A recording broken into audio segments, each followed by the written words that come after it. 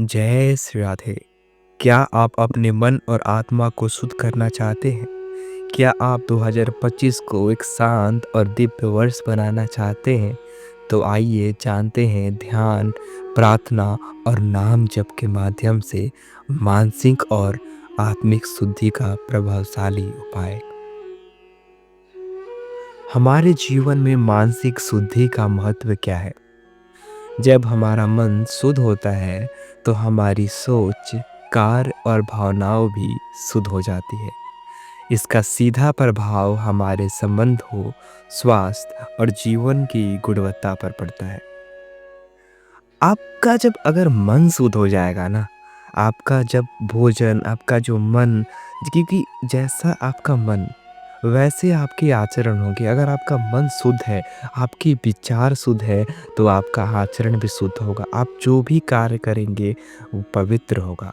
क्योंकि अगर मन गंदा है ना, तो आप कुछ भी करेंगे तो वो काम, उसका सही आपका जो फल है वो नहीं मिलेगा। इसका मूल कारण क्या है? नकारात्मक विचार और तनाव हमारे मन को अशांत कर देते हैं। इसका उपाय: पहला, ध्यान यानी मेडिटेशन। प्रतिदिन 10 से 15 मिनट ध्यान करें। अपने विचारों को शांत करें और नाम का उच्चारण करें। कोई भी नाम, राधा, कृष्ण, आपको जो भी प्रिय लगे, आप वो नाम का उच्चारण करें। डेली ध्यान करें, उस नाम को देखें, अपने मन में ही लिखें और उसका ध्यान करें। अब जानते हैं दूसरा, सुबह और शाम भगवान के चरणों में बैठकर प्रार्थना करें। आप सुबह हो, आपको जो सुबह में और शाम में आप भगवान के पास बैठे और उनसे प्रे करें। आप उनसे बुद्धि मांगे, आप उनसे मांगे कि मैं नाम जप में, आपकी भक्ति में, अपने कर्म में मेरा जो ध्यान है, जो मेरा मन है वो लग सके। अपनी समस्याएं और इच्छाएं भगवान को समर्पित करें। आपका जो भी इच्छा है, आपकी जो भी समस्या है, आप भगवान से बताएं। भगवान से खुलकर बताएं कि ये जो भी भगवान को पता है, पर आप जब बताते हैं तो जो संबंध है वो एक बढ़ते जाता है और भगवान आपको हृदय में आकर जवाब देंगे। आप करके देखिए, जैसे ही आप भगवान के सामने प्रॉब्लम्स रखेंगे, भगवान के सामने अपने थॉट रखेंगे, तो भगवान उसका आंसर जरूर करेंगे। आत्मा की शुद्धि क्यों आवश्यक है? आत्मा की शुद्धि हमें हमारे वास्तविक स्वरूप से जोड़ती है।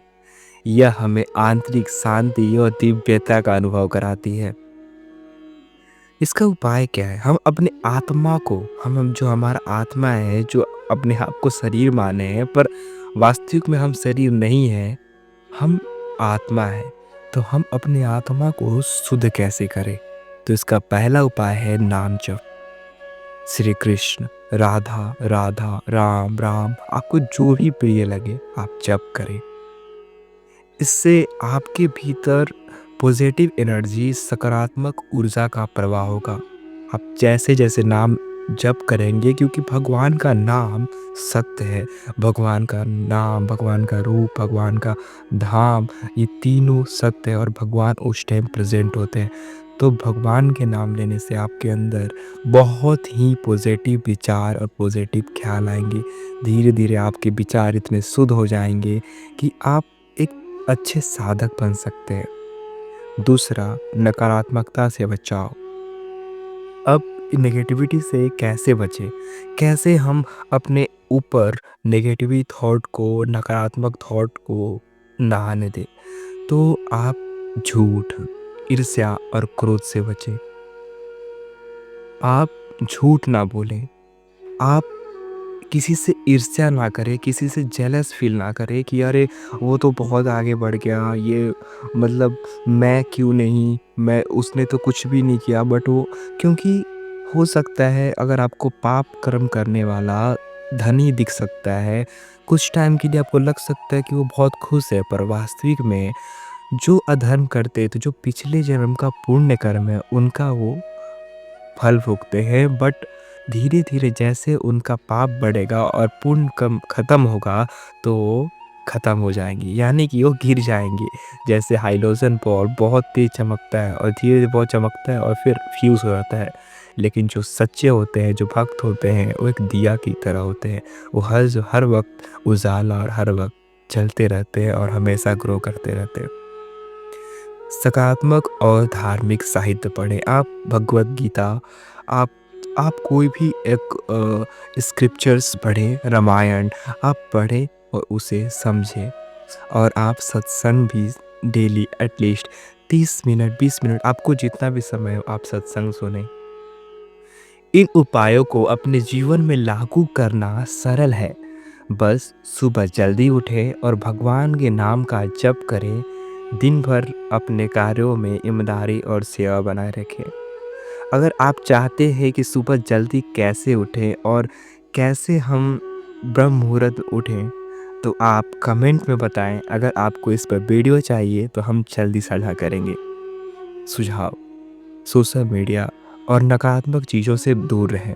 आप अधिक रील्स, सोशल मीडिया ये सब पे ना रहें। अपना आप आप सोशल मीडिया को एक पॉजिटिव तरह से लें। आप सत्संग सुनने में, आप प्रोडक्टिव चीज़ में, अपने काम में, अपने कार्य में लगाएं। टाइम वेस्ट ना करें, गलत चीज़ों में, गलत वीडियोस में ना लगें। रोज़ाना आत्मनिरीक्षण करें, अपने आप को सेल्फ रिफ्लेक्शन करें कि आपने आज क्या सीखा, आपने आपका जीवन, आज का दिन कैसा गया। तो चलिए 2025 को मानसिक और आत्मिक शुद्धि का वर्ष बनाते हैं। ध्यान, प्रार्थना और नाम जप को अपनी दिनचर्या का हिस्सा बनाएं और एक दिव्य जीवन की ओर कदम बढ़ाएं। जय श्री राधे।